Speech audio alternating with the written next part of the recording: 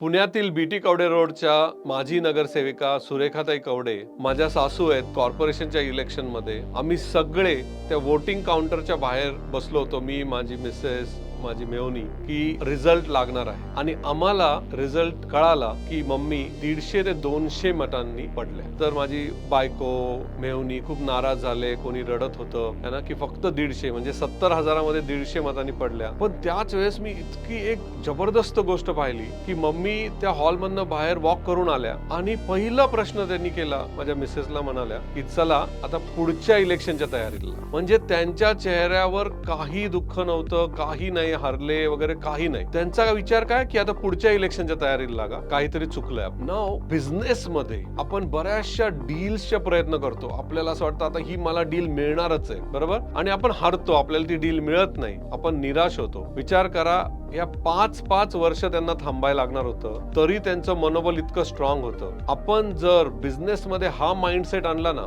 ठीक आहे ही डील गेली ना, चला पुढच्याची तयारी करू, तुमचा बिझनेस सक्सेस होणार म्हणजे होणार.